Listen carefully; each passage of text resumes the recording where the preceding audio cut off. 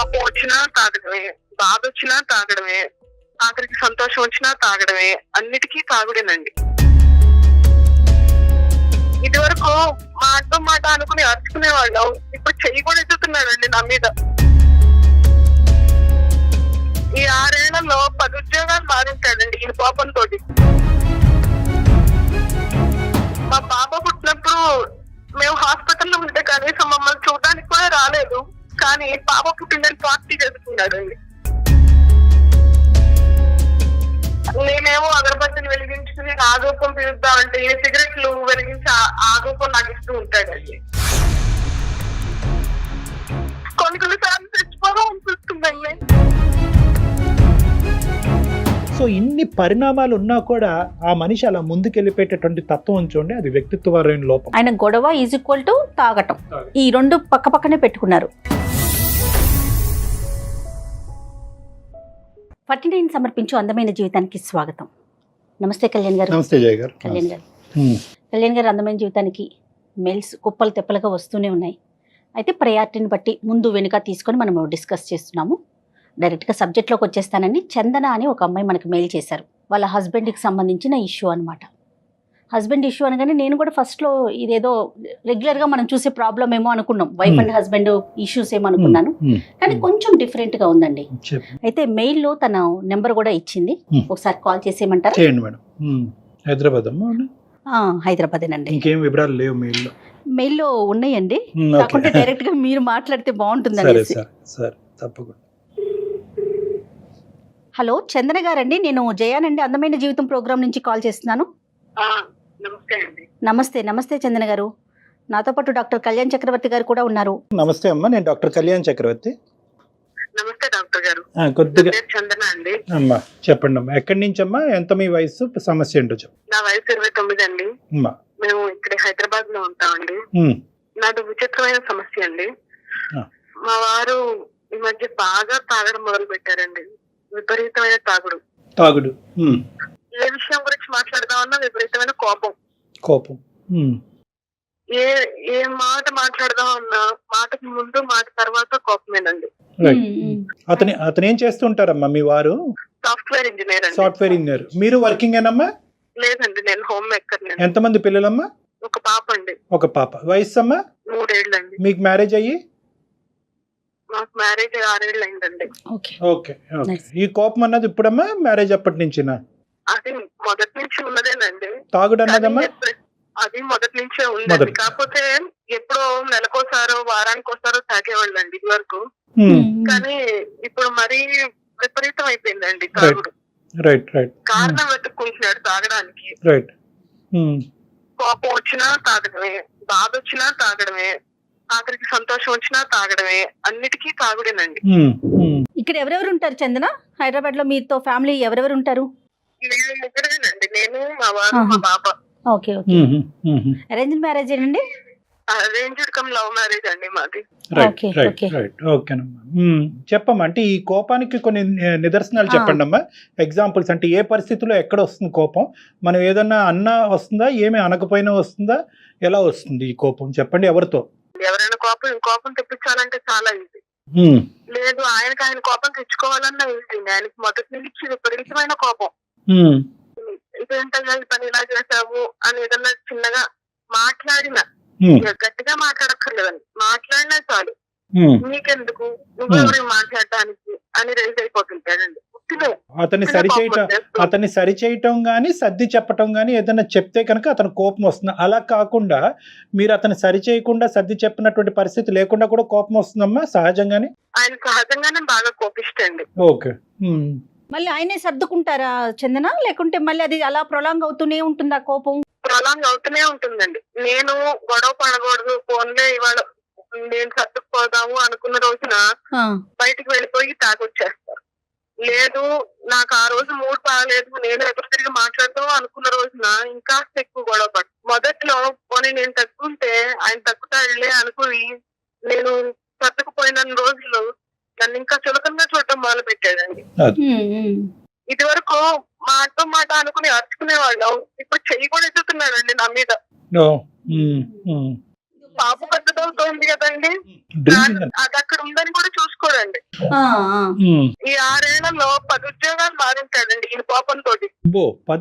10 ఉద్యోగాలు 10 ఉద్యోగాల జాబ్ చేయడానికి తెలివి కూడా ఉంది, కానీ ఆ కోపంతో పోగొట్టుకుంటాడండి అన్ని. అమ్మా ఇప్పుడు కోపం అన్నది మనకు అర్థం అవుతుంది, కానీ ఉద్యోగం అనేటటువంటి పరిధిలో అక్కడ ఏంటమ్మా, అక్కడ కోపం అంటే ఎందుకు కోపం వస్తుంది అక్కడ? వాళ్ళకి తగ్గట్టు ఈయన ఉండడండి. ఓకే, మనం కంపెనీకి వెళ్ళాము, ఒక ఆఫీస్ కి వెళ్ళాము, వాళ్ళకు రూల్స్ రెగ్యులేషన్స్ ఉంటాయి, డ్రెస్ కోడ్ అనో ఇంకోటో ఉంటాయి, అవి ఏమి ఈయనకి నష్టం. ఐడి కార్డ్ వేసుకెళ్ళాలి, వేసుకెళ్ళాలంటాడు. ఓకే, బేసిక్స్ కూడా విండు. నాకు ఇష్టం లేదు అంటాడు. ఎప్పుడన్నా ఆఫీస్ కి కూడా డ్రింక్ చేసి వెళ్ళే పరిస్థితి ఉందమ్మా? ఆఫీస్ కి డ్రింక్ చేసి వెళ్ళటం గానీ, డ్రైవింగ్ చేసినప్పుడు డ్రింక్ చేయటం గానీ ఇలాంటివి ఉన్నాయా? ఉన్నాయండి. మా పాప పుట్టినప్పుడు మేము హాస్పిటల్లో ఉంటే కనీసం మమ్మల్ని చూడడానికి కూడా రాలేదు, కానీ పాప పుట్టిందని పార్టీ చేసుకున్నాడు. ఆ తాగి ఆఫీస్కి వెళ్ళాడు, అప్పుడు ఉద్యోగం పోయింది. అంటే ఆయనకి తాగటానికి రీజన్స్ అక్కర్లా, ఆయనే వెతుక్కుంటారండి. ఈ తాగటం గురించి మీ ఒక్కరికే తెలుసమ్మా, లేదంటే వాళ్ళ కుటుంబ సభ్యులు ఆఫీస్ లో ఉండేటటువంటి వాళ్ళకి ఇది పబ్లిక్ అయిందా ఇష్యూ? అందరికీ తెలుసండి. అందరికీ తెలుసు. అంటే తాగినప్పుడు కోపం ఒకలాగా, తాగినప్పుడు ఒకలాగా ఉంటుందా, లేదంటే ఎప్పుడు కూడా కోపం అనేది సబ్జెక్ట్ డిఫరెంట్, తాగటం డిఫరెంట్ సబ్జెక్ట్సా? లేదండి, కోపం వచ్చింది అంటే ఇంకా తాగడమే. కోపం వస్తే తాగడానికే కోపం తెచ్చుకునే సందర్భాలు కూడా ఉంటాయండి. తాగిన తర్వాత కోపం ఇంకా విపరీతం అవుతుందమ్మా? విపరీతం అవుతుందండి. ఇప్పుడు చేతుల వరకు వచ్చిందా వ్యవహారం? అవునండి, చెయ్యి ఎత్తడం వరకు కూడా వచ్చిందండి. అయ్యో, కొన్ని మధ్య మా పాప గురించి కూడా ఆలోచించాలి. అడ్డొచ్చింది, అడ్డొచ్చేసరికి దాని మీద అరిచాడండి. కాదు డాక్టర్ గారు, ఇప్పుడు ఇంట్లో అనుకోండి తనకు కోపం వచ్చినా చెల్లిద్ది, ఇంట్లో వాళ్ళు సర్దుకుంటారు, లేకుంటే ఛీ చావు అని చెప్పేసి వదిలేస్తారు. ఆఫీసుల్లో చెల్లదు కూడా, అక్కడ కూడా ఇలాంటి పెత్తనం చూపించేస్తా ఉంటారా? అంటే ఇది వ్యక్తిత్వ పరం. ఇప్పుడు అమ్మాయి చెప్పేటటువంటి దాంట్లో ఏంటంటే ఇక్కడ కోపము తాగుడు అనేటటువంటిది బయటకు కనిపించేటటువంటి 2 సబ్జెక్ట్స్ మాత్రమే. ఇవేంటంటే లోపల ఉండేటటువంటి వ్యక్తిత్వం గురించి మనం ఇక్కడ అర్థం చేసుకోవాలి. ఏంటంటే అహంకారి స్వభావం, నాకన్నీ తెలుసు, నేను ఎప్పుడూ టాప్ లో ఉండాలి, నా మాట అందరూ వినాలి, నేను చెప్పినట్టు జరగాలి, నా వైపు వేలెత్తి ఎవరు చూపెట్టకూడదు, నేను వేలెత్తి చూపెడితే అవతల వాళ్ళు తూచా తప్పకుండా వెంటనే ఫాలో అయిపోవాలి. సో ఇది వ్యక్తిత్వపరమైనటువంటి లోపం, ఇది ఒక డిసార్డర్. మీరు చెప్పేటటువంటి అవకాశం లేదన్నారు, వాళ్ళ తల్లిదండ్రులు చెప్పే అవకాశం ఉందా? ఆఫీస్లో కానీ, ఎవరన్నా పెద్దల ద్వారా కానీ, స్నేహితుల ద్వారా కానీ అతని ప్రవర్తనలో ఒక మార్పు తెప్పించే ప్రయత్నం ఎప్పుడన్నా జరిగిందా? ఎవరి మాట అన్నా అతను వింటాడా? కౌన్సిలింగ్ అనేటటువంటి ఆలోచన ఎప్పుడన్నా వచ్చిందా? వచ్చిందండి. కౌన్సిలింగ్ కి తీసుకెళ్లామంటే వాళ్ళేంటి నాకు చెప్పేది, అంటే అహంకారం, నాకు మీరు చెప్పేది ఏంటి, నాకు అన్ని తెలుసు, అవన్నీ ఉన్నాయా? ఉన్నాయండి. ఎవరైనా సరే ఈయనకంటే తక్కువే, వాడు నా రేంజ్ కాదు. ఎవరితో చుట్టుపక్కల నైబర్స్ తో కూడా ఎవరితోనూ మాట్లాడదు. రైట్. ఎవరితో మాట్లాడదామన్నా గొడవే. ఈ డబ్బులు ఖర్చు పెట్టడం, స్నేహితులతో బయటకు వెళ్ళటమా అనేటటువంటిది ఉందా, లేదంటే ఆ తాగేదేదో 4 గోళ్ల మధ్యనే తాగుతాడా? బయటికి వెళ్తారండి, ఫ్రెండ్స్ తోనే తాగుతారండి. కోపం అనే సబ్జెక్ట్ తీసేస్తే మిగతా ఏమైనా మంచి గుణాలు ఉన్నాయమ్మా? మాట్లాడుకునే తగ్గేటటువంటి గుణాలు ఏమైనా ఉన్నాయా? మొదట్లో బాగానే ఉండేవారండి, మేము ప్రేమించుకునే రోజు. మా వెనకాల బాగా తిరిగేవాడండి, రక్తంతో ఉత్తరాలు రాసేవాడు, గిఫ్ట్లు ఇచ్చేవాడు, చాలా ప్రేమగా ఉండేవారండి. పశ్చాత్తాపం ఎప్పుడున్నా ఉందమ్మా? చందన, సారీ నేను పొరపాటున కోపం వచ్చింది నాకు అనేటటువంటిది ఎప్పుడన్నా అలా ఉందమ్మా? ఎప్పుడన్నా పశ్చాత్తాపం, గిల్ట్ ఫీలింగ్, నేను డ్రింక్ ఆపేస్తాను, ఇంకెప్పటికీ కోపం రాకుండా చూసుకుంటాను అనే మాట ఎప్పుడన్నా వచ్చిందా? అది పెళ్లికి ముందు ఉండేదండి. పెళ్లికి ముందు బాగానే ప్రేమగానే ఉండేవారు. ఎప్పుడైనా నేను అలిగినా, కోపపడ్డా నా అలగ తీర్చడానికి అన్నట్టుగా మాట్లాడేవారు, ప్రేమగానే ఉండేవారు. ఒక్కోసారి ఆయన బాగా కోపం తెచ్చేసుకుని అలిగి 3 రోజులు 4 రోజులు మాట్లాడకుండా ఉండేవాడు. అప్పుడు నేను ప్రేమలో ఉండి బాగా క్రేజీగా ఫీల్ అయ్యేదాన్ని విషయాలు. అమ్మాయికి హింట్ అయితే పెళ్లికి ముందే ఉంది. రైట్ అమ్మా, మీ పెద్దవాళ్ళకి తెలుసమ్మా ఇతనికి ఇలాంటి అలవాటు ఉందన్నది? పెళ్లికి ముందు తెలియదండి, పెళ్ళయ్యాక అందరికీ తెలుసండి. ఇప్పటికైనా చెప్పుకున్నారా మీ వాళ్ళకి మీరు ఈ కష్టాల్లో ఉన్నారని? తెలుసండి, అందరికీ తెలుసు. మీ అత్తగారు మామగారికి కూడా తెలుసండి. వాళ్ళే ఇంట్లో ఉండలేక విడిగా ఉంటున్నారండి. ఇతనితో మీరు ఎప్పుడైనా డిస్కస్ చేశారా చందన? నువ్వు ఇలా కోపంగా బిహేవ్ చేస్తున్నావు, నాకు చాలా ఇబ్బందిగా ఉంది, మనకు ఒక పాప కూడా వచ్చింది, ఇట్లయితే ఎట్లా, అట్లా ఏదైనా ఓపెన్ గా మీరు మాట్లాడే అవకాశం అసలు అతను ఇచ్చాడా మీకు? ఇస్తారండి. ఎప్పుడైనా మూడు బాగున్నప్పుడు బాగానే మాట్లాడతారు, కానీ తిప్పినట్టే తిప్పి జారిపోతుంటారండి. విన్నట్టే ఉంటారు, చివరాఖరికి ఆయన చేయాలనుకున్నది చేసేస్తారు. ఈ డ్రింకింగ్ ప్యాటర్న్ అనేటటువంటిది అమ్మ, ఎందుకంటే ఇప్పుడు ఈ రెండిట్లకి ఒకదానికొకటమ్మ. కోపం వస్తే తాగుతాడు, తాగితే కోపం వస్తుంది. సో ఇది ఒక విషస్ సైకిల్, ఇది ఒక పద్మవ్యూహం. దీన్ని ఎలా కట్ చేసి అతన్ని బయట వేయాలి అన్నది మనం ఆలోచించుకోవాలి. కొన్ని ఇంపార్టెంట్ ప్రశ్నలు. పగలు కూడా తాగుతాడమ్మా, నిద్ర లెగిస్తూనే తాగుతాడా? అటువంటి పరిస్థితిని మీరు ఎప్పుడన్నా చూసారా? ఎప్పుడన్నా తాగి పడిపోవటం అన్నది చూసారా? ఇంట్లో తాగరండి, ఇంట్లో మటుకు సిగరెట్లు ఎంతసేపు. నాకు కాస్త పూజ పురస్కారం అది చేసుకుంటానండి నేను. ఓకే చందన. నేనేమో అగరబత్తిని వెలిగించుకుని ఆ ధూపం పిలుద్దామంటే సిగరెట్లు వెలిగించి ఆ ధూపం నాకు ఇస్తూ ఉంటాడు. అయ్యో, ఆ విషయం గొడవ పడితే దానికి వెళ్ళి తాగుతాడండి, తాగి వచ్చి మళ్ళీ గొడవ పడతాడు. ఆయన గొడవ ఈజ్ ఈక్వల్ టు తాగటం. ఈ రెండు పక్క పక్కనే పెట్టుకున్నారు. అమ్మ ఇప్పుడు చందన, మీరు ఏమనుకుని మాకు కాల్ చేశారమ్మా? అంటే ఏంటి మీ ఉద్దేశం ఏంటంటే, ఈరోజు మీరు ఈమెయిల్ పంపించడానికి ప్రధానమైన ఉద్దేశం ఏంటంటే, అంటే ఎవరికి వాళ్ళు ఇక్కడ తుడిచిపెట్టి పక్క పెట్టేటటువంటి వాళ్ళందరూ తప్పించుకున్నారు, వాళ్ళ పేరెంట్స్ తప్పించుకున్నారు, మరి అన్న చెల్లెలు అక్క తమ్ముళ్ళు ఎవరైనా ఉంటే వాళ్ళు కూడా దూరంగా ఉన్నారు. భార్య కాబట్టి మీకు దిక్కులేదు, పిల్లలుగానే ఉన్నారు కాబట్టి మీరు అలా కాంప్రమైజ్ అయ్యి ఉంటున్నారా? మీ ఆలోచన ఏంటమ్మా? ఎందుకు ప్రధానంగా మాకు ఈమెయిల్ చేశారు ఈరోజు? బాగా తాగొచ్చి నా మీద చెయ్యకపోతే పాప అడ్డం వచ్చిందండి. అయ్యో, దాని మీద అరిచేదండి.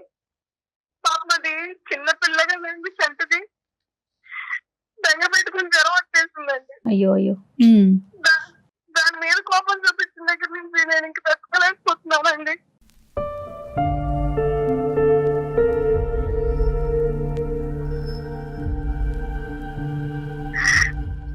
ఇన్నాళ్ళు నేనంటే పడ్డాను కదా, పాప కూడా ఎక్కడ ఇబ్బంది పెట్టండి.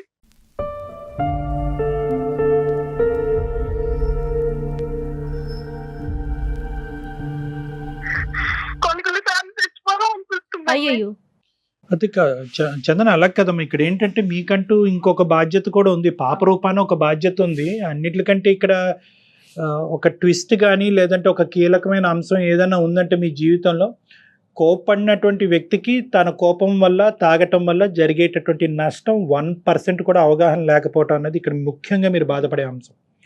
కోపం, తాగటం ప్రత్యేకంగా మగవాళ్ళలో ఒక సహజమైన సబ్జెక్ట్ ఈ రోజుల్లో. అంటే మీ సమస్యని నేను చిన్నగా చూస్తున్నాననే ఉద్దేశం కాదు, కానీ చాలా సహజమైన సబ్జెక్ట్. కానీ ఇక్కడ ఎక్కడా కూడా అతను ఆలోచించట్లేదు, దీనివల్ల జరిగేటటువంటి పరిణామాల గురించి అతను ఆలోచించట్లేదు, వేరే వాళ్ళు చెప్పినా కూడా వినట్లేదు. అది ఇక్కడ దురదృష్టకరమైన పరిస్థితి. 10 ఉద్యోగాల దాకా మారారంటున్నారు, మధ్యలో గ్యాప్ వచ్చి ఉంటుంది కదా, ఫైనాన్షియల్ గా ఇబ్బందులు ఇలాంటివి ఫేస్ చేసినా కూడా ఏం పట్టించుకోరంటారా ఇలాంటి క్యారెక్టర్? ఏ చందన? ఆర్థికంగా వాళ్ళకి కొంత ఆస్తులు అవి ఉన్నాయండి, అలా అలా మెట్టుకొస్తున్నాం, కానీ ఎదుగు పొదుగు లేదండి. అరే ఆ ఉద్యోగం పోయింది కాబట్టి అది నా కారణం అనేటటువంటి అవగాహన అతనికి ఉందమ్మా? లేదంటే వాళ్ళకి నన్ను ఉంచుకోవటం చేతకాక నన్ను తీసారంటాడా? అదేనండి, ఆ ఉద్యోగం పోయిన రోజున డైరెక్ట్ గా ఇంటికి రాడండి, బయటికి వెళ్ళిపోయి తాగేసి అప్పుడు వచ్చి చెప్తాడండి, వాళ్ళని తీసేశారు, చేతగాని వెదవలు, వాళ్ళకి పని చేయించుకోవడం చేత కాదు, వాళ్ళకే పని చేత కాదు. అదేనమ్మా చంద్ర, ఇక్కడ దురదృష్టం ఏంటంటే చచ్చిపోవాలి చనిపోవాలనే ఆలోచన దయచేసి తీసి పక్కన పెట్టేయండి. సింపుల్గా నేను ఒక మాట చెప్తాను, అంటే ఇది నా స్థానంలో కూర్చున్నటువంటి వ్యక్తికి సింపుల్ ఏమో, అనుభవించేటటువంటి మీకు చాలా కష్టం. మీ యొక్క సమస్యకి మా అందమైన జీవితం తరపున పూర్తి స్థాయి సానుభూతి అన్నది ఉంది, ఎటువంటి సహాయం అన్నా మేము చేయడానికి రెడీగానే ఉన్నాం. మీ వరకు కూడా నేను చెప్పేది ఏంటంటే, ఇక్కడ ద డెసిషన్ ఈజ్ యువర్స్. చావు తప్ప మీరు ఏ డెసిషన్ అన్నా తీసుకోండి. ఉండాలనుకుంటున్నారా, మనిషి మారటానికి అవకాశం ఉందా లేదా, మార్పు రాకపోతే కనుక ఉండండి, లేదంటే బయటపడండి. సో నేను అనేది ఏంటంటే, చావు అనే సబ్జెక్ట్ తీసేస్తే మనం మిగతా ఆప్షన్స్ మాట్లాడుకోవడానికి అవకాశం ఉంటుంది. మీ బిడ్డ గురించి మీరు బతకాలి, మిమ్మల్ని కన్నా మీ అమ్మ నాన్న గురించి మీరు బతకాలి. So kindly delete that word. ఇప్పుడు ఏం చేయాలి? ఇక్కడున్న పెద్ద టర్నింగ్ పాయింట్ అండ్ ట్విస్ట్ ఏంటంటే కనుక, ఈ మనిషికి 0.5% కూడా అతను తప్పు చేస్తున్నాడు, తప్పుగా వ్యవహరిస్తున్నాడు, ప్రవర్తిస్తున్నాడు అనేటటువంటి అవగాహన లేకపోవడం అనేటటువంటిది ఇక్కడ ప్రత్యేకం. 90% సమస్యలు ఇక్కడే వస్తాయి. అవగాహన ఉంటే ఏం ప్రాబ్లం లేదు, మీరు చేయి పట్టుకుంటారు, అతను మీ చేయి పట్టుకుంటారు, ఏదో ఒక చోటకి వెళ్తారు, ఎవరి చేతో కౌన్సిలింగ్ చేయించుకుంటారు, డాక్టర్లే అక్కర్లేదు, మీ ఇంట్లో పెద్దవాళ్ళే కౌన్సిలింగ్ చేసి అతను బయటకు వేస్తారు. ఎందుకంటే అరే నీకు బరువు బాధ్యతలు తెలియవా, నీకు బాధ్యతలు తెలియనప్పుడు నువ్వు ఎందుకురా పెళ్లి చేసుకున్నావు, ఇల్లు గొల్ల చేస్తున్నావు, డబ్బులు ఖర్చు పెడుతున్నావు, సమాజంలో మర్యాద పోగొట్టుకుంటున్నావు, భార్యగా ఇలువ లేవు అనేటటువంటి ఈ పదాలు ఎవరు వాడినా కూడా ఆటోమేటిక్గా అక్కడ కౌన్సిలింగ్ జరిగినట్టే మనిషిలో ఎంతో కొంత మార్పు వస్తుంది. సో ఇక్కడ పెద్దవాళ్ళు అనేటటువంటి వాళ్ళు ఎప్పుడో ఇందులోంచి బయటకు వెళ్ళిపోయారు అన్నట్టు నాకు అనిపిస్తుంది ఆవిడ మాట. ఈవిడ ఒంటరి పోరాటం చేస్తుంది ఆవిడ. సో ఈరోజు ఆ మనిషిని మా దగ్గర తీసుకురావడానికి ప్రయత్నం చేసినా కూడా అది ఉపయోగపడలేదని అంటున్నారు కదా చందన గారు. రారండి, అది కూడా ఒక గొడవేనండి. నేను ప్రయత్నించి చూసానండి. మా అమ్మ వాళ్ళకి మా నాన్నగారు అన్నయ్య వచ్చి ఒకసారి మాట్లాడపోతే మీరెవరు మాట్లాడడానికి, మీరెందుకు కల్పించుకుంటున్నారు, అసలు నువ్వెందుకు చెప్పావు వాళ్ళకి అని అది ఇంకో గొడవ. ఆఫీస్ బయట కోపగించుకోవటం, బయటకు వెళ్ళి తాగటం అనే అంశాల గురించి మనం మాట్లాడుకుందాం. అది మీ పరిధిలో లేనటువంటి అంశం. మీకు సంబంధించిన అంశం ఏదన్నా ఉందా? అతను ప్రత్యేకంగా మీరు స్లోగా చేస్తారనో, కరెక్ట్గా చేయరనో, నీట్గా ఉంచరనో, పాపం సరిగ్గా చూసుకోరనో, ఇలాంటి ఏమైనా కరెక్టబుల్ సబ్జెక్ట్స్ అంటే మార్పు తీసుకురాగలిగేటటువంటి సబ్జెక్ట్స్ ఏమన్నా మీలో ఉన్నాయా? అవేమన్నా మీరు ఆ ప్రయత్నం ఏదన్నా చేస్తే కనుక మనిషి ఏమన్నా కొంతవరకు చల్లబడేదానికి అవకాశం ఉందా? అన్ని రకాలుగా ప్రయత్నించి చూసానండి. అన్ని రకాలుగా చేసిన తర్వాత నా వల్ల ఒక అయితే డివోర్స్ తీసేసుకుందాం అనే ఆలోచన వచ్చింది. మళ్ళీ పాప మెయిన్ అదే కదా ఇష్యూ. పాప గురించి మీరు ఉన్నారు. పాపం తను ఎటు డిసైడ్ చేసుకోలేకపోతున్నారు. చదువుకున్నారా చందన? మీరు ఎంతవరకు చదువుకున్నారు? నేను ఎంఎస్సీ చదివానండి. ఏంటండి అసలు ఈ సమస్యకి అసలు పరిష్కారం అంటే మనం ఏం మాట్లాడుకోవాలి కళ్యాణ్ గారు? అందరికీ స్ట్రైట్ ఫార్వర్డ్ గా మనం సమాధానం ఎలాగైతే అందమాని జీవితం ప్లాట్ఫామ్ ద్వారా చెప్తున్నామో ఇదంతా స్ట్రైట్ ఫార్వర్డ్ ఇష్యూ కాదమ్మా. నాకేమీ తెలియని వాడు కన్నా చెప్పొచ్చు, నాకు అన్ని తెలిసిన వాడి కన్నా చెప్పొచ్చు. మధ్యస్థం ఉండి తెలిసి తెలియనటువంటి వాళ్ళకి, కానీ అహంకారంతో రగిలిపోతున్నటువంటి వాళ్ళకి మనం ఏం చెప్పలేం. ఇది అహంకారం. దీన్నే మనం ఏమంటాం అంటే గ్రాండియోసిటీ అని అంటూ ఉంటాం. నాకు అన్ని తెలుసు, నాకెవరు చెప్పక్కర్లేదు. కాన్సిక్వెన్స్ ఇక్కడ చూడండి, ఇక్కడ ఆవిడ బాధపడుతుంది, కన్నట్టుంటే ఆ చంటి పిల్ల బాధపడుతుంది, ఆర్థికంగా ముందుకెళ్ళకపోతున్నారు, 10 ఉద్యోగాలు మారినాయి, లోపల శరీరం ఎంతో హోనమైందో ఆ సబ్జెక్ట్ గురించి మనం మాట్లాడలేదు. సో ఇన్ని పరిణామాలు ఉన్నా కూడా ఆ మనిషి అలా ముందుకెళ్ళిపోయేటటువంటి తత్వం ఉంచండి, అది వ్యక్తిత్వపరమైన లోపం. అందుగురించి దురదృష్టం మనం చందన గారికి ఒక స్ట్రైట్ ఫార్వర్డ్ రెస్పాన్స్ అనేది మనం ఇవ్వలేకపోతున్నాం. కానీ మీరు చెప్పేటటువంటి మాట నెగ్గలేకపోతున్నాం కాబట్టి బయటికి వెళ్ళి కౌన్సిలింగ్ చేయాలి అనేటటువంటి అంశాన్ని సహజంగా మేము సజెస్ట్ చేస్తాం. అది మీరు ఇప్పటివరకు ఎంత ప్రయత్నం చేసినా ఇంకొక మెట్టు ఎక్కి చేయండి అని అంటున్నాం. ఇది ఎందుకు అంటామంటే కనుక ఇలాంటి వ్యక్తుల్ని మా లాంటి వాళ్ళ దగ్గరికి తీసుకొచ్చి, లేదంటే ఇంకో కౌన్సిలింగ్ సెంటర్ కన్నా తీసుకెళ్ళి ఆ తాగుడికి ఏదైనా విరుగుడుగా మందు ఏదైనా వాడాలి అంటే కనుక నీకు ప్రాబ్లం ఉంది కాబట్టి మాతో పాటు రా అంటే వీళ్ళు సచ్చినా రారు. ఎందుకంటే నీకు నీ వల్ల నీ యొక్క వ్యవహారం వల్లే ఇలా అయింది అనేటటువంటి బ్లేమింగ్ యాటిట్యూడ్ ప్రధానమైనటువంటి అంశం చందన గారు వీళ్ళకి నచ్చదు. అలాంటి పరిస్థితుల్లో ఏంటంటే ఎలాగైతే మీకు ఒక కడుపు నొప్పి, ఒక కాలు నొప్పి, ఒక తలనొప్పి వస్తే కనుక మీతో పాటు ఒక హాస్పిటల్కి అతను వస్తాడు అని నేను అనుకుంటున్నాను. లేదంటే పాపకి ఏదన్నా సమస్య వస్తే కనుక వస్తాడో, అలాగా మీకో ఆ బిడ్డకో ఏదో సమస్య వచ్చినట్టుగా ఒక పరిగణలోకి తీసుకొచ్చి మాలాంటి వాళ్ళు తలుపులు తడితే కనుక అప్పుడు ఆటోమేటిక్గా ఏంటమ్మా నీ సమస్య అని మేము విడమర్చడానికి ప్రయత్నం చేస్తే దానికి మూలమైనటువంటి కారణం ఇది అన్నట్టుగా మీరు చెప్తే స్లోగా ఆ కౌన్సిలింగ్ కాస్త అతని వైపు టెక్నికల్గా డైవర్ట్ చేయడానికి అవుతుంది. ఇది ఎండ్ రిజల్ట్. అంటే నేను ఏమంటున్నానంటే ఒక డాక్టర్ చేసేటటువంటి వ్యవహారం ఒక సైంటిఫిక్ వ్యవహారంకి తీసుకురాగలిగేటటువంటి ఒక ఇండైరెక్ట్ మార్గం. ఎందుకంటే డైరెక్ట్గా నువ్వు రా అంటే రాడు కాబట్టి మీరు కొంచెం ప్లాన్డ్గా కొంచెం ఆలోచించి డాక్టర్ గారి దాకా తీసుకురావాలి. కొంతవరకు అంటే ఏంటి లేదమ్మా, సమస్య నీ నెత్తి మీద వేసుకోవాలి. నిజంగా అది వాస్తవమే. ఇప్పుడు మీరు కూడా డిప్రెషన్లో ఉన్నారు, మీకు తలనొప్పి వస్తుంది, మీకు నిద్ర పట్టట్లేదు, మీకు ఫ్యూచర్ గురించి ఒక కన్ఫ్యూజన్, ఈ వీటన్నిటికి సంబంధించి ఒక శారీరకంగా మీ మీద ఒక ప్రభావం పడుతుంది. కాబట్టి ఆ శారీరకమైనటువంటి కారణం చూపెడుతూ అతన్ని మా దగ్గర తీసుకొచ్చేటటువంటి ప్రయత్నం చేస్తే చాలా సందర్భాల్లో 90% ఆఫ్ ద కేసెస్లో మేము చేసేది ఇదే ఇటువంటి వ్యక్తులతో. ఎందుకంటే ఇటువంటి వ్యక్తులు, మీ భర్త లాంటి వ్యక్తులు పరిగెట్టుకుని వచ్చి డాక్టర్ గారు నాకు తాగుడు మానిపించండి, నా కోపాన్ని తగ్గించండి అని అనరు. వాళ్ళు ఏంటంటే బండి తోసి ఒక 20-30 సంవత్సరాల తర్వాత మా తలుపు తడతారు. ఈ లోపల మీ వయసు అయిపోతుంది, మీ భవిష్యత్తు చెడిపోతుంది. కాబట్టి ఈ ప్రయత్నం ఒకటి చేయడానికి ఆలోచన. రెండో అంశం ఏంటంటేనమ్మా నేను చెప్పేది, బహుశా ఈ కోపం అనేటటువంటిది 6 సంవత్సరాల పాటు మనం ఒక స్పెక్ట్రమ్ కింద చూసుకుంటే అన్ని సందర్భాల్లో ఇలా ఉండదు. ఈ మధ్యలో మీకు బహుశా ఒక మధుర క్షణాలు కానీ, ఒక మధుర గడియాలు కానీ, ఒక మంచి ఆహ్లాదకరమైనటువంటి వాతావరణం కానీ, ఒక ఊరు ఒక ప్రయాణం చేసినప్పుడు కానీ, ఏదో ఒక పాయింట్లో ఒక మంచితనంతో ఆ వ్యక్తిని కనిపిస్తూ ఉంటారు, నవ్వుతూ కనిపిస్తూ ఉంటారు. యూజువల్గా మనం కోపం వచ్చేటటువంటి వ్యక్తిని ఏంటంటే ఆ కోపం ఉండేటటువంటి సందర్భంలోనే మనం డీల్ చేయడానికి ట్రై చేస్తాం. వాళ్ళ కోపం 2 రెట్లు ఎక్కువ అవుతుంది, లేదంటే తాగొచ్చి ఆ కోపాన్ని 2 రెట్లు పెంచుకుంటారు. ఈ ప్యాచ్ వర్క్ ఉంది చూడండి, ఈ మధ్య మధ్యలో ఉండేటటువంటి సందర్భాల్లో, ఆ సందర్భాల్లో ఏమన్నా ఆ మనిషితో మాట్లాడి అడ్రస్ చేయడానికి ఏమైనా ప్రయత్నం చేయండి. ఆ టైంలో జరిగినటువంటి నష్టాల గురించి మాట్లాడండి, పిల్ల మీద ఎటువంటి ప్రభావం పడుతుంది అనేటటువంటిది మాట్లాడండి. నీ తప్పు అన్నట్టుగా మాట్లాడకుండా అతను కోపాన్ని తగ్గించేటట్టు. ఇప్పుడు ఎలా ఉంటుందండి, ఏమండి మీ కోపం వల్లే పిల్ల ఇలా అయిపోయిందండి, మీ కోపం వల్లే ఆ ఆస్తులు ఇలా పోయినాయి అండి, మీ కోపం వల్ల ఈ ఉద్యోగం పోయింది. ఈ మీ కోపం వల్ల నువ్వు పోగొట్టుకున్నావు అనేటటువంటి మాట తీరు మీరు ఎప్పుడైతే అవలంబిస్తారో వాళ్ళు మిమ్మల్ని పొమ్మంటారు, ఇంకా వినరు. కోపం పెరుగుతుంది ఇంకా కోపం అతనికి. పెరుగుతుంది. సో ఇక్కడ ఏంటంటే బ్లేమ్ గేమ్ కింద కాకుండాని ఇంకో పద్ధతిలో ఏదన్నా ఒక మంచి క్షణంలో, ఒక మధురమైనటువంటి క్షణంలో అతను ఒక మంచి మూడ్లో ఉన్నప్పుడు చెప్పేటటువంటి దానికి ప్రయత్నం చేయండి. అది ఎలా చెప్పాలి డాక్టర్ గారు అని మీరు నన్ను అడగచ్చు. చాలామంది ఆడవాళ్ళు అడుగుతూ ఉంటారు, ఎలా చెప్పాలి, అలాగా అతన్ని కించపరచకుండా, అతన్ని బ్లేమ్ చేయకుండా ఎలా చెప్పాలి అంటే కనుక అంటే ఎప్పుడు కూడా గెయిన్ ఫాలోడ్ బై లాస్ అంటూ ఉంటాం. ఇలాంటి వ్యక్తులతో మాట్లాడేటప్పుడు వాళ్ళు ఏం గెయిన్ చేశారు అనేది మనం మాట్లాడుతూ ఉండాలి. ఏమండి మీరు సిన్సియర్గా ఉంటారు, ఆనెస్ట్గా ఉంటారు, ఒక అబద్ధం ఆడరు మీకు. సో అతనిలో ఉండే కొన్ని గుడ్ క్వాలిటీస్ మాట్లాడుతూ ఈ ఒక్క క్వాలిటీ కూడా మార్చుకుంటే కనుక మన కుటుంబం ఎంత బాగుంటుందండి, ఎంత హ్యాపీగా ఉంటుంది. ఎప్పుడు కూడా బ్లేమ్ గేమ్ అనేటువంటిది నచ్చదు. నష్టాల నుంచి మొదలుపెట్టి ఇవన్నీ మార్చుకుంటే మా జీవితం నష్టం పోయాము, మీరు ఇలా చేసేసారు అలా చేసేసారంటే కనుక వీళ్ళు వినేటటువంటి ఓపిక ఆలోచన ఉండదు. సో ఎప్పుడు కూడా ఒక గెయిన్ గురించి మాట్లాడండి, ఒక పాజిటివ్ ఆస్పెక్ట్ గురించి మాట్లాడండి. ఇందాక కూడా నేను అడిగాను ఏమన్నా ఉన్నాయమ్మా, ఇంకా ఏమైనా మంచి లక్షణాలు అంటే కనుక మీరు కూడా ఆలోచించలేకపోతున్నారు. ఆ మనిషిలో ఏదో ఒక మంచి లక్షణం కనిపించవచ్చు, దానివైపు ఆలోచించడానికి ప్రయత్నం చేసి అది అతను ముందుంచి నిదానంగా చెప్పేటటువంటి ప్రయత్నం చేయండి. మూడో అంశం, దయచేసి ఏంటంటే ఇలాంటి వ్యక్తులకి పంచాయతీలు నచ్చవు. నన్ను చిన్నగా చూస్తుంది అనేటటువంటి ఆస్పెక్ట్ ఈ వ్యక్తులకి నచ్చదు. సో ఏంటంటే సహజంగా అది కామన్, అన్ని ఇళ్లలో ఏమవుతుందంటే తాగి అరిచి కొట్టి తిట్టేటటువంటి మగాడికి కానీ బుద్ధి చెప్పాలి అంటే కనుక వాళ్ళని పిలవండి వీళ్ళని పిలవండి అని పంచాయతీలు పెడతా ఉంటారు. ఎప్పుడైతే పంచాయతీలు పెడతారో ఆ మనిషి యొక్క ఈగో కాస్త బ్రేక్ డౌన్ అయిపోతుంది, వ్యక్తిత్వం విరిగిపోతుంది, నా పరువు పోయిందని అంటాడు. ఇదిగో ఇప్పుడు వరకు ఇంతే చూపెట్టాను కదా, ఇక ముందు నుంచి నీకు ఇంత చూపెడతానని చెప్పి ఇంకా రచ్చ అనేటటువంటిది ఇంట్లో పెరుగుతుంది. సో అది చేసేటటువంటి ప్రయత్నం చేయకండి. అంటే మీ ఇష్యూలో it is between the 4 walls. So ఈ విధంగా ఏమన్నా ఒక అవకాశం ఉందేమో ట్రై చేయండి చందన గారు. దానికి మించి ఏమన్నా మీకు సమస్యకి పరిష్కారం దొరకకపోతే ఖచ్చితంగా మమ్మల్ని కాంటాక్ట్ అవ్వండి.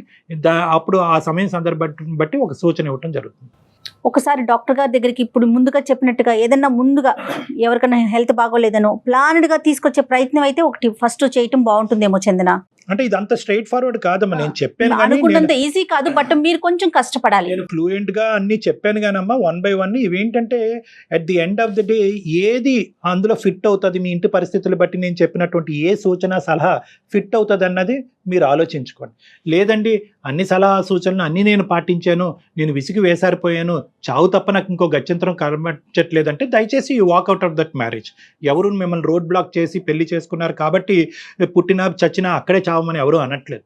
ఒక మనిషి మారటానికి ప్రయత్నం చేశారు, ఓపికగా 6 సంవత్సరాల పాటు ఉన్నారు, ఇప్పుడు బిడ్డ మీద కూడా ప్రభావం పడుతుంది, మాట కాస్త చేతల వరకు వచ్చింది, ఇంకా చాలు ప్రయత్నాలు చేయండి, వీలు కాకపోతే బయటపడండి. ప్రయత్నం అయితే చేయండి, ఇంకొకసారి ఆలోచించండి చందన. బయట కారణాలు చూపెట్టేటటువంటి వ్యక్తిత్వాలు ఉంటాయన్నమాట. ఏదో ఒక కారణం కనిపిస్తూ ఉంటుంది. ఇందాక ఏంటంటే 2 రకాలు ఉంటాయి తాగేటటువంటి వాళ్ళకి. ఒకటి ఏంటంటే సహజంగా కారణం ఉండి తాగేటటువంటి ఒక బ్యాచ్ అయితే కనుక తాగుడికి బానిస అయ్యి ఏదో కారణం చూపెట్టకపోతే సమాజం మనం తాగటాన్ని సమర్థించుకోలేమని చెప్పి ఈ కారణం ఆ కారణం అని చూపెట్టేటటువంటి వాళ్ళకి వాళ్ళ జీవితంలో కనిపించే పాజిటివ్ పాయింట్స్ వైపు వాళ్ళు చూపెట్టరు. ఎందుకంటే పాజిటివ్ పాయింట్స్ వైపు చూపెట్టారు, అరే నీకు బిడ్డ ఉంది కదా, చక్కగా ఉంది, ఆపేయచ్చు కదంటే తాగుడు ఆపేయాలి, అది మన వల్ల కాదే. సో కాబట్టి ఏంటంటే ఎప్పుడు కూడా వాళ్ళు నెగిటివ్ పాయింట్స్ వైపే చూపెడుతూ వాళ్ళు వీళ్ళు అని చెప్పి అందరి వైపు వేలెత్తి చూపెట్టు తాగుతూ ఉంటారు. వాళ్ళ జీవితంలో పిల్లలు ఇవి అనేటటువంటి ఎక్కువ ప్రభావం చూపెట్టుదాం. చందన విన్నారు కదా చందన?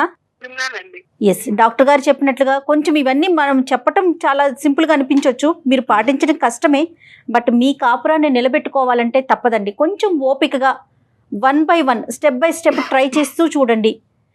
మీకు ఇంకా పర్సనల్గా మాట్లాడాలని ఉంటే నేను నెంబర్ కూడా మీకు ఫార్వర్డ్ చేస్తాను. మీ నెంబర్ నా దగ్గర ఉంది కదా, ఒకసారి డాక్టర్ గారిని కూడా మీరు కన్సల్ట్ చేయొచ్చు.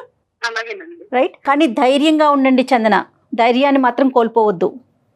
అలాగేనండి. మీ ఫ్యామిలీ సపోర్ట్ కూడా తీసుకుని ఆ. వాళ్ళతో మాట్లాడుతూ వాళ్ళకి దగ్గరగా ఉండటానికి కూడా ప్రయత్నం చేయండి అమ్మా. ఎందుకంటే ఇలా అయితే నిరాశ పడిపోయి నీరసించిపోతారు. సో అవును ఫ్యామిలీతో కాంటాక్ట్ మెయింటైన్ చేయటము, మీకంటూ ఒక నావిగేషన్ పెట్టుకోవటం, ఒక జాబ్ చేయటము, పాపతో పాటు టైం స్పెండ్ చేయటము, ఏదన్నా మీరు మాస్టర్స్ చేశానని అంటున్నారు, మీరు ఒక ఎడ్యుకేటెడ్ పర్సనే, మీకంటూ ఒక ఉద్యోగం చూసుకోవటం, సో మీ లైఫ్ అంటూ కూడా ఒక ప్రయాణం మొదలు పెట్టాలేమో అనేటటువంటిది కూడా గుర్తుపెట్టుకోండి. మీకు ఒక సోషల్ లైఫ్ ఉండాలి, ఒక సామాజిక పరమైనటువంటిది, ఒక కెరియర్ అనేటటువంటిది ఉండాలి.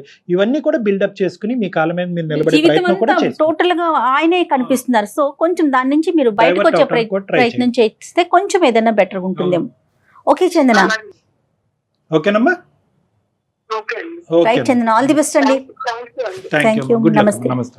జనరల్ గా చూస్తూ ఉంటారా కళ్యాణ్ గారు ఇలాంటి కేసెస్ ఎక్కువేనండి? వెరీ కామన్ అమ్మా. కానీ ఈ అవునండి. అమ్మాయి దురదృష్టం ఏంటంటే పాపం చాలా ఓపిక్ పారాడింది. అంటే ఆ. మనం వన్ సైడ్ ఆఫ్ ది వర్జనే విన్నాము. అవునవును. అతనితో మాట్లాడితే బహుశా ఈ అమ్మాయి గురించి ఏం చెప్తాడో మనకు తెలియదు, కానీ అది వేరే అయితే బట్ ఇంట బయట కూడా అలానే ఉన్నాడు కదా క్యారెక్టర్ చూస్తుంటే మనం. మల్టిపుల్ ఎగ్జాంపుల్స్ కనిపిస్తున్నాయి. చాలా సహజమైనటువంటి ప్రాబ్లమే. ఇందాక నేను ఒక పాయింట్ చెప్పాను చూడండి, నాకు సమస్య ఉన్న అది అని అనిపించే వాడి దగ్గర ఇది అసలు సమస్యే కాదమ్మా. నాకు లేదు, సమాజంలోనే సమస్య ఉంది అని అనుకునేవాడు మిగతా వాళ్ళందరినీ కూడా తిప్పుతూ ఉంటారు, ఇబ్బంది పెడుతూనే ఉంటారు. ఇష్టమైన పరిస్థితి అదనమాట. Right. Thank you. Thank you Kalyan గారు. Thank you. నమస్తే.